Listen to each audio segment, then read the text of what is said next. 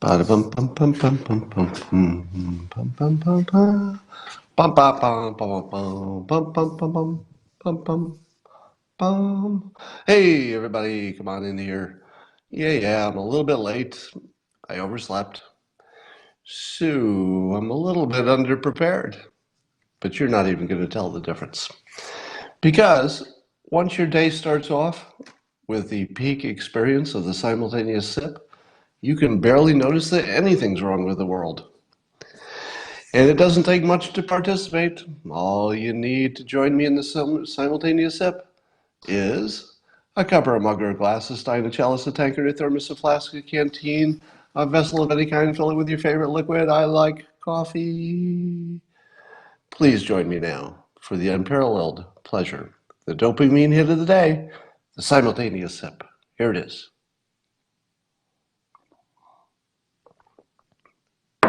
Ah.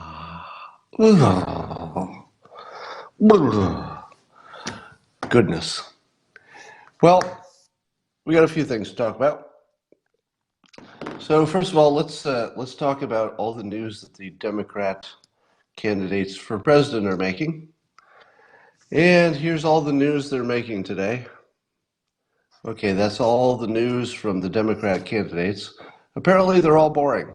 The only news story, out of what, 20 some candidates, the only one who produced a news story was Bill de Blasio because he did a remote interview and the technology didn't work and it made him sound funny.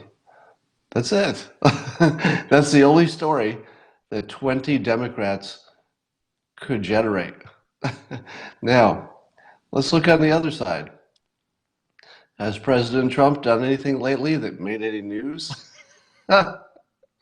Man, does he know how to make news. All right, so first of all, he may or may not be trying to buy Greenland, where he may or may not put the Space Force. And, and apparently he's calling the Democrats a bunch of anti-Semites. But not to be outdone, the Democrats have decided that the president is an anti-Semite. But not to be done, Breitbart recently, I think it was yesterday or this morning, has an article about some New York Times editor who has some tweets that are being called out as potentially anti-Semitic. So instead of electing a president based on, let's say, good policies, instead of picking a president based on who you agree with philosophically, instead of picking a president because you think they have the right gravitas and personality and they make a good representative of the country, we're not doing that this time.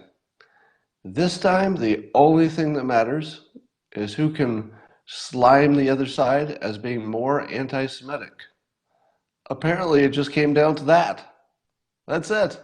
That's all anybody cares about. Which side is more anti-Semitic? Now, I've said before that the president has finally found a productive, let's say, escape path from the accusations he's been getting from the start of you're a racist, you're a racist. Defense didn't work. Because when you're defending yourself against that claim, you're still talking about that claim. So you can't really defend yourself. It's one thing you can't really defend. So what he was doing is just sort of ignoring it and trying to do some things that would disprove it by his actions as president. But of course, nobody cares about what you actually do. Nobody really cares about what you do. They care about how they can spin things, etc. And so what he did didn't really matter to his critics. They didn't care that he was doing things that were clearly the opposite of what a racist would do, the opposite of what an anti-Semite would do. None of that mattered. It just mattered if you can, take the narrative and put in whatever's happening today.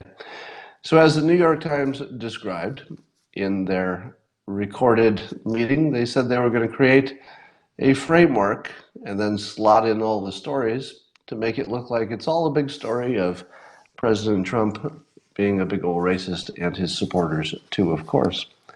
But now the president's taken the approach of simply calling the other side racist.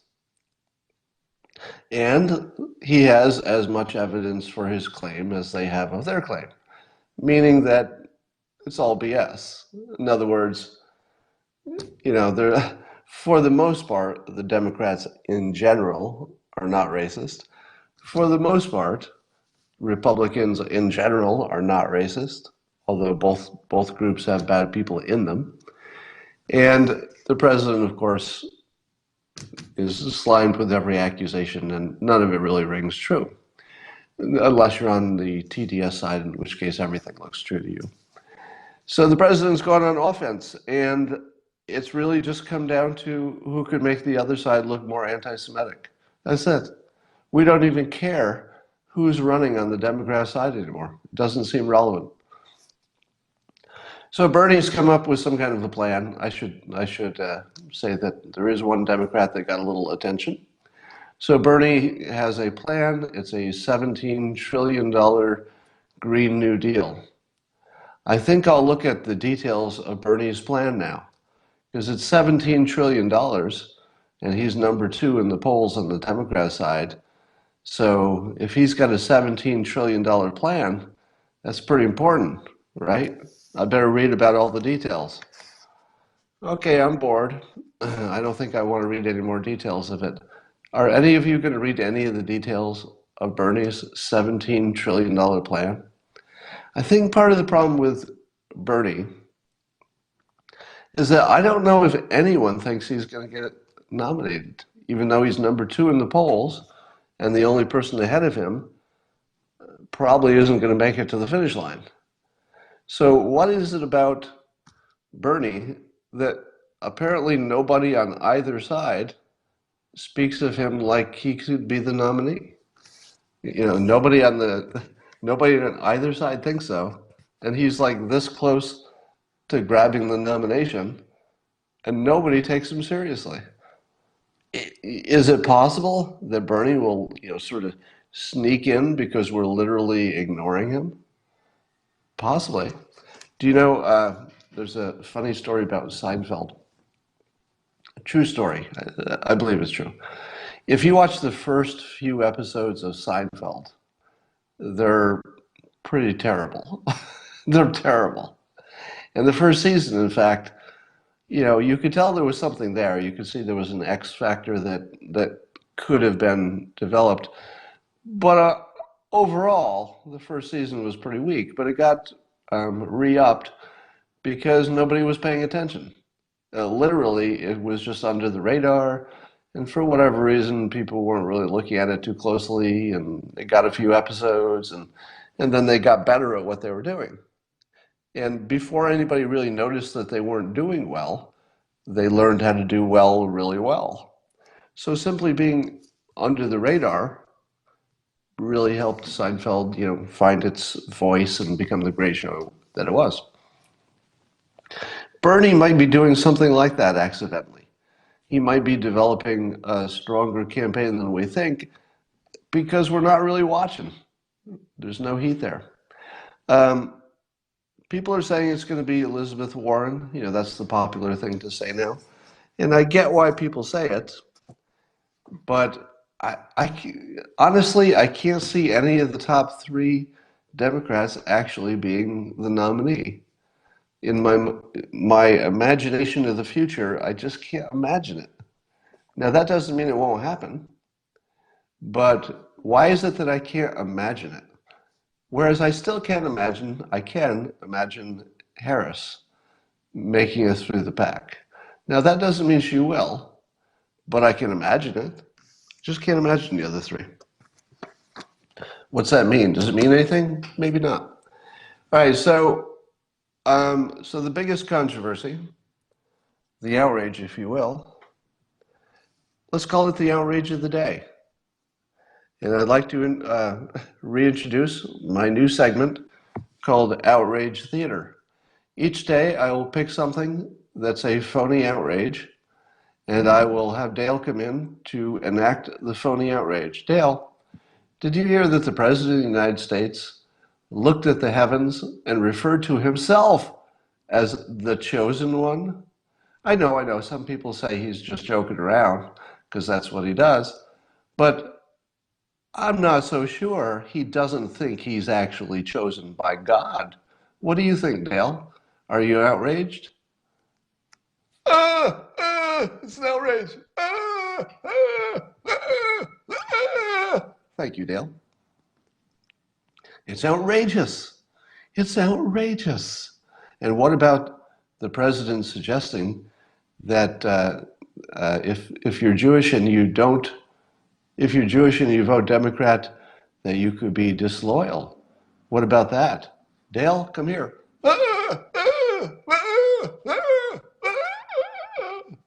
Thank you, Dale. Why do we treat any of this as seriously? Is it my imagination, or have all these types of outrages and issues in politics? It feels like there was a time when we thought they were real, right? Wasn't there a time when you saw stories like that and you thought, oh, this person X has said something truly bad and it's revealing their inner thoughts? And now that we know their inner terrible thoughts, maybe we should do something. Maybe it's a problem. They have so much power, or they could have power. But now do you see it the same? It doesn't really look the same anymore, does it? And now when you see the daily outrage, my God, my God, can you believe so-and-so said that? It just looks ridiculous now, doesn't it? It's not just me, is it? It no longer looks like anybody's even trying. It looks like everybody's playing it for the laugh. Like it's literally outrage theater. People waking up and saying, oh, is there anything in the news today that I could get outraged at? Let's see. There's a person said something a little bit inelegantly. Yeah, I could work with that. Yeah, okay. Let me give it a try. Bob said that the Eskimos like snow. No, not strong enough. What else do we have here? Okay, somebody said something that if you really twist it and take a weird definition of it and assume the worst, I could turn this into something. I could make an outrage out of this. I think I could make an outrage out of that. Yeah, yeah, that's going down well. I'll try this one out today. So you got that. Here's a tweet from David Frum. David Frum. You know where David's from? Well, I'm not going to tell you where David's from, but his name is David Frum, and he's from somewhere. It's not good. And he says, this is an actual tweet. Somebody said this in public and didn't think it sounded ridiculous, which is the funny part. Imagine somebody sat down to write this quote in a tweet, it was their own tweet, and they thought, yeah, this is going to sound totally sane, and yeah, I think this will make me look good. So here's my tweet. So David Frum tweets, in his self-loathing heart, Trump knows Obama is bigger than he is, around the world as well as in the United States. That knowledge tortures Trump, never allows him a minute respite. That's right. David Frum, who maybe has never even talked to President Trump, I mean, maybe he met him once, but doesn't know him, doesn't work with him, and yet can read his mind. Now, not only can David Frum read his mind, but he can read it in a way that he knows other people can't read Trump's mind, and therefore, David Frum does the mind reading for all of us and then puts it in a tweet so that we too can enjoy the benefits of David Frum's mind reading. And he's read the president's mind and he sees self-loathing in his heart. There's self-loathing in his heart. And he knows Obama is bigger than him worldwide. He can't live with it. And now that knowledge tortures Trump. It tortures him. And he writes this in a tweet. He sends it off and he thinks to himself, because I can read his mind. See what I'm doing here? I can read David Frum's mind. I got it. I almost got it. Give me a moment. His thoughts are coming in. No, I missed it. I was reading the thoughts of the guy sitting next to Frum. Oh man, the guy sitting next to Frum right now on the other side of the country, he does not like David Frum. Let me tell you that. Okay, but I wasn't trying to read. Oh, the guy sitting next to Frum really has some bad thoughts. Whoa, yowzer. Okay, let's leave that. Now move my mind reading over. Okay, locked in. All right, I am doing mind meld across the country with David Frum. And whoa, so he likes vanilla ice cream. Oh, that wasn't ice cream. I think he hates puppies. Oh my God, he hates puppies. And he hates the country. Yes, yep, he hates the United States. You know, yep, and purple, his favorite color. And oh my God, my goodness, he's planning a horrible crime. Sorry, I had to break my mind meld. It was too much for me. What I saw in there, the darkness. It was too much for me. I had to break it. So the Babylon Bee had an article recently, and it said, among other things, the article said it was quoting the Portland police after the big mix-up there, and it said, quoting the chief of police, whose name is Outlaw. That's her actual name.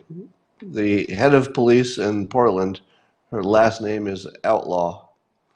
Seriously. She said, "We wish there were some kind of organized armed force that could fight back against Antifa." Now, people said, after I tweeted that article, people said, "My God, it's like they're almost the Onion. I can't believe that Portland would say that. Don't they know that Portland does have an armed force to fight against Antifa? It's called the police." And the person who said it was the head of the police. Doesn't she realize? Does she have no self-reflection? Doesn't she realize that she is the police? She is the armed force. How can she be calling for an armed force to fight Antifa? Well, it turns out that the Babylon Bee is like the Onion. They are a satire publication. But it was enlightening to see how many people couldn't tell the difference. The distance between satire and reality has shrunk so much that actual real adults who can have families and get married and have jobs and drive to work and make it home couldn't tell the difference. You know, functioning smart adults couldn't tell the difference between complete satire and reality. Portland police are so ridiculous that you couldn't tell. All right. What else we have going on? I loved Trump's response when he was doing his helicopter talks. On his way to his helicopter, he gives these little spontaneous talks with the press and holds court. And by the way, it's the best thing he does. If you've never watched Trump give a spontaneous press, what do you call it? I don't know, gaggle or something. When he's on the way to the helicopter, it's the best. It's just about the best Trump. He's really, really good at it. And he just holds court and he controls them and he insults the press, and it's always hilarious. That's where he did his "I'm the chosen one" joke that people couldn't tell was a joke. But when they accused him of being an anti-Semite because he said that something about Jewish voters being loyal to, they should be loyal to themselves, basically. They said that was anti-Semitic, and the president just says, quote, goes, "No, it's only anti-Semitic in your head." It's only anti-Semitic in your head. Isn't that the best? No, it's only anti-Semitic in your head. Because, I keep telling you how well the president frames things and reframes things and brands things and how he uses visual language. So when he said in your head, that is so much better than saying in your thoughts or in your mind, because thoughts and mind are non-physical, but your head's a physical thing. It seems like a small thing, but it's just one of the things that Trump does consistently right in persuasion. He always talks in terms of visuals. So when you say, no, no, it's only in your head, that's a stronger statement than only in your mind. Because you imagine their head, you can't imagine a mind. So he basically took this idea that somebody says, hey, is this thing out in the world? Is this something you said? And now it's part of the real world? And Trump looks at him and he goes, no, no, that's only happening in your head. And I feel like I think I can use that because I've probably said a million times that people are imagining it. I've said that people have TDS. I've said that I've said that you're overinterpreting it. I've said that people are taking things out of context. Now compare all the things that I said that are non-physical. They're all sort of conceptual. Well, you've got TDS. It's sort of a concept. Let me explain it. It's three words. It's Trump derangement syndrome. It suggests there's a mental thing happening that doesn't make you broken. It just means there's a hysteria here. And so I'm trying to explain this concept. It's tough to sell a concept. Concepts are not persuasive. Trump says, no, no, that's just happening in your head. It's just sort of perfect. Everything I've ever said on the topic, and I've said a lot. I've said a lot. 3 years I've been talking about the concept of people having TDS and being confused and seeing things wrong and confirmation bias. And all of that, everything I've said has made no difference whatsoever, I think. It seems to have convinced nobody of anything. And Trump just looks at the guy and he smiles. He goes, no, no, that's just happening in your head. And I thought, well, that's a keeper. That's just happening in your head. Think how, just think, imagine you're the reporter and you say something and let's say the president answered some other way. And the president said, well, you're looking for things that aren't there. It's confirmation bias. Of course I didn't say that. You're the anti-Semite. Suppose he'd said something like that. What would the reporter say? The reporter would say, oh, I got great stuff to take out of context. I'm going to be taking this out of context. Wow. I got some material here. But now imagine you're the reporter and you say, President Trump, you said blah, blah, blah. Isn't that anti-Semitic? And the Trump says, no, no, that's just anti-Semitic in your head. How do you feel?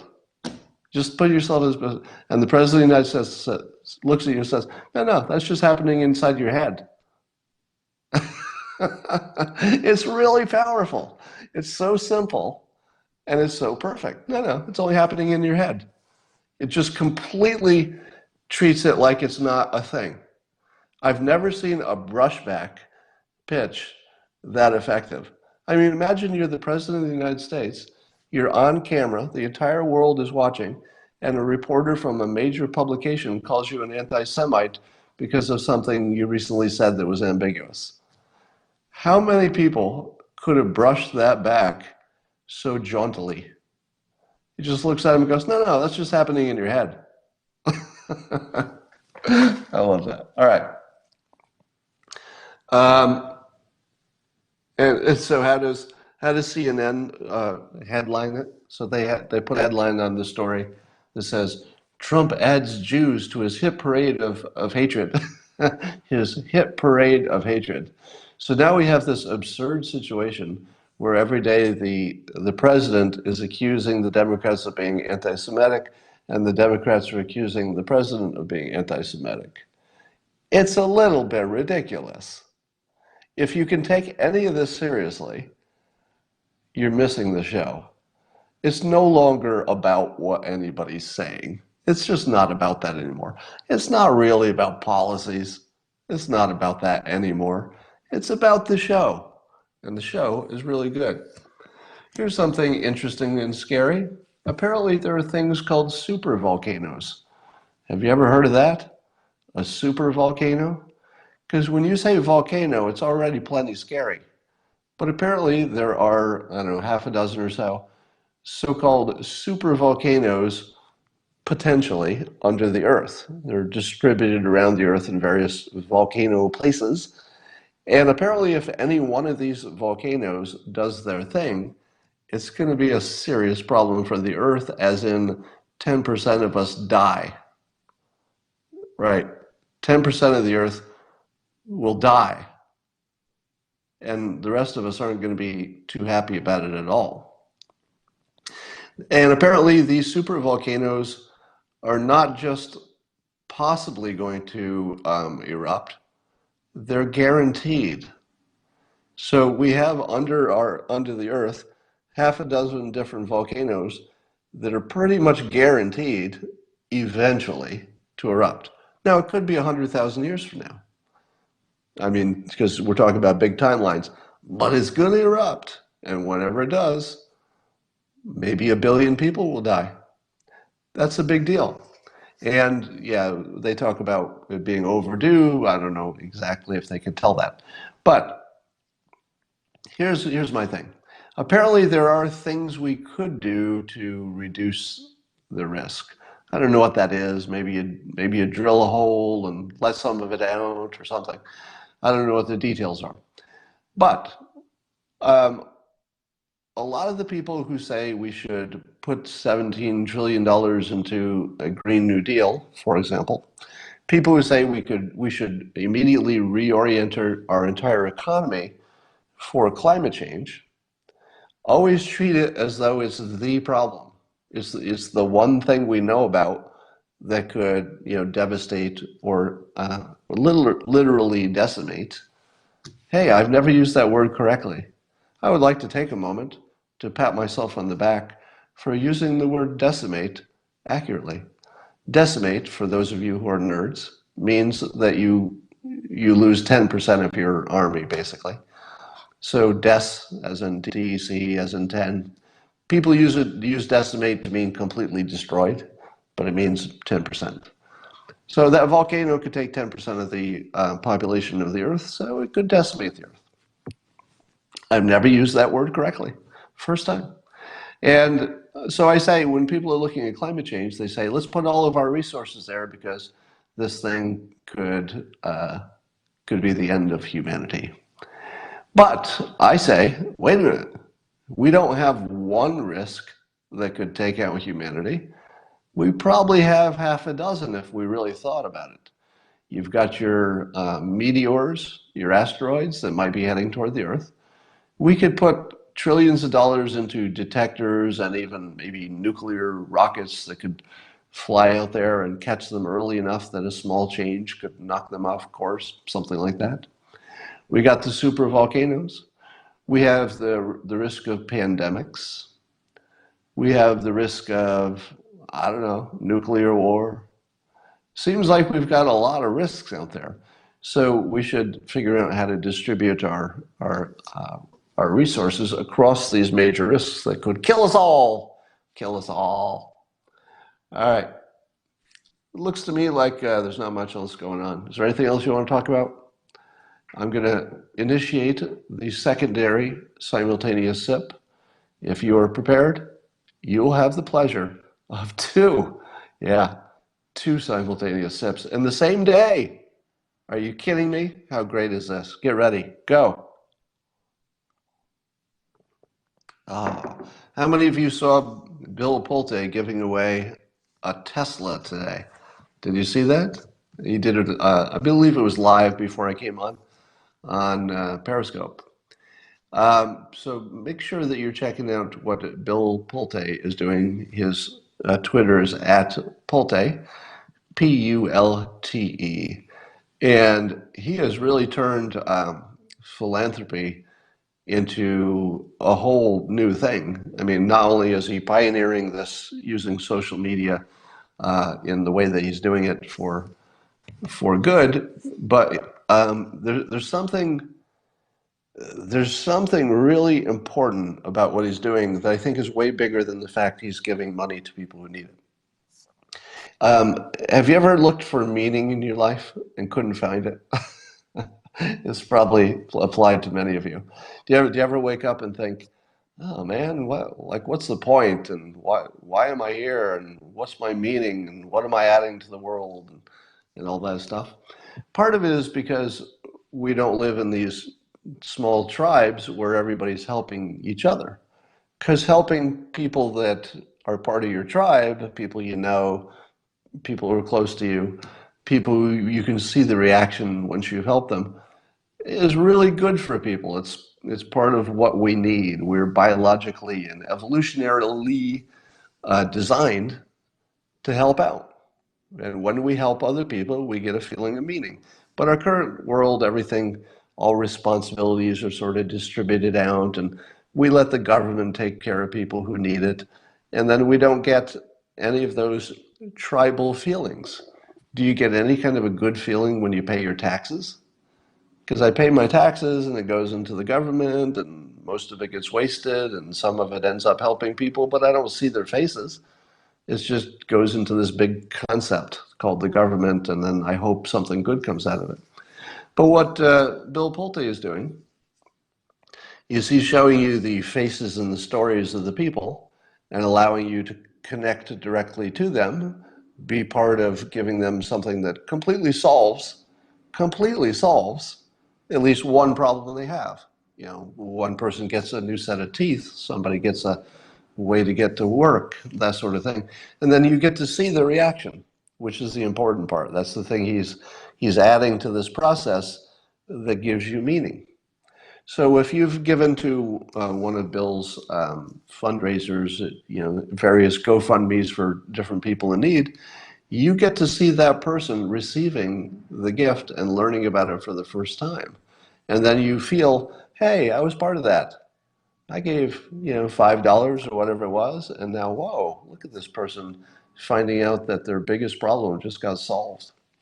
It's an amazing feeling. And so what Bill's doing that's special is he's found a way to take this big, cold, impersonal world where we have the right instincts, but we don't have the right systems to connect our instincts to help people with the people. And he's created this on a highly visible way so you can tap into it. And you can be part of it at a completely reasonable cost because each person is giving a little bit, but there are a lot of us. And so it's directed at people in a very effective way. All right. Just thought I'd tell you that. I think I might do a separate Periscope a little later today or tomorrow, I'm not sure, to give you some updates on WenHub, some very interesting things. Actually, I'll tell you now. Well, I'll tell you in a special Periscope. I won't put that in here. That's all that's going on today. We are in August, and so the news is necessarily slow. How come supporting is not a system? Somebody's asking me, why isn't supporting the NRA and then having the NRA influence the government, why is that not a system? That is a system. It's a bad one. So it's not just a case of systems are better than goals. Some systems are better than other systems. So now if the only thing you want is to get a result and you don't care what the outcome of it is, then paying the NRA to go fight for you and get the stuff you want might get you what you want. So in terms of it working, it might. What's the downside? The downside is that it's not a credible result. Because all the people who didn't get what they want, they look at it and they say, wait a minute, it wasn't even a vote of my fellow citizens. I always think that's a sexist term, my fellow citizens. How about my teammates, my my country people? I don't know. I don't know how to de-sexism that statement. But if you looked at any law and you say, I don't like that law, but at least it was a democratic process, my elected representatives who have to, stand for re-election, made the decision in Congress, those are credible. But if you look at a system which that's the way it's supposed to work, and instead somebody found a workaround, somebody found the cheat code, then you can get the result you want, but it will never be credible. Because everybody who's looking at it says, yeah, you used the system, your system totally worked for you. So that, if all you care about is you get to keep your guns, but it doesn't create a stable, credible situation that works for everybody, well, that system will get you that. But if you want a better result, that's the way to go. You want the voters to be the ones. So what I want is not a different result. So I'm not, when I'm complaining about the NRA, I'm not saying that you should take the NRA out of the system because I want a different outcome. That's not what I'm saying. I'm saying you should take the NRA out of the system because they broke the system that works best, which is the people. Now, I do appreciate that they educate people. They probably keep people a lot safer. The gun owners learn how to, take care of their guns. Somebody once, I think this is true, no member of the NRA has been a mass shooter. All great. I think the NRA has a lot to be proud of, and I would compliment them for tremendously important good work. But I didn't vote for them, so I want my government and the people to make those decisions. All right, what solution works for everyone? That's not relevant to what I just said. We're not trying to find a solution that works for everyone. We're trying to find a system that produces an outcome where some people are happy and necessarily some people are not. But even the people who are not happy say, okay, I trust the system. I don't like the outcome, but it was a democratic system. Our republic did what it was designed to do. All right. Yes, what percentage of the NRA's budget do you think comes from gun manufacturers? Oh, let me ask that. Without looking it up, don't Google it. Tell me in the comments what percentage of the NRA's funding do you think comes from gun manufacturers versus the people? Because people are donating as well. What percent? Let's see it in the comments. Most of you are pro-gun if you're watching this. I want to see if you know, without being told, what percentage. It takes a while for the comments to catch up, so I'll be watching that while they happen. I think maybe people don't want to take a guess because you don't know. Somebody says 0, none, 0, 99%, 0, under 10%, probably 20%, 30%, 7%, 50%, 10%. Somebody guessed 70%, less than 50. So almost all of you are way less than 50. We've got 3 guesses that are over 50%. Most of the guesses are down in the 10% range, but it's all over the map. So I'm seeing 80, 90, etc. All right, so I looked it up yesterday. So I looked it up. I saw an answer, I think it was on Quartz or something. So you'll have to fact check me on this. But according to the one source I looked at, and again, it could be wrong, but the one source I saw said that the NRA's funding is 74% from gun manufacturers. 74%. So when you say to yourself, hey, the NRA is funded by the members to give the members what they want. Nothing like that's happening. Did you think that the NRA was funded by its members to represent its members? Did you think that? Well, fact check me first, because I could be wrong about this. But and it may have changed too. That ratio may have changed since I read it. But if it's true that 74% of the NRA's budget comes from the gun makers, does the NRA represent gun owners, or does it represent gun makers? Which would you say would be the truer statement? How many of you who were supportive of the NRA because you believe the NRA is doing what you, the members, want them to do. How many of you thought that's what was going on? There are a lot of people saying wow in these comments. Right? But I need you to fact check me. So honestly, you need to fact check this, and I'm hoping somebody can do it in the comments before we sign off. Again, I'm pro-gun, pro-Second Amendment, pro-NRA. I think the NRA does a tremendous service in a whole variety of ways, education, safety, etc. But if you thought that they represented the members, I'd say you should do a little research and find out if that's true. So don't take my number. It's just, again, I saw it on one source on the internet. I can't, I'm not going to swear to it. I wouldn't die that that's even in the right neighborhood. But check it out.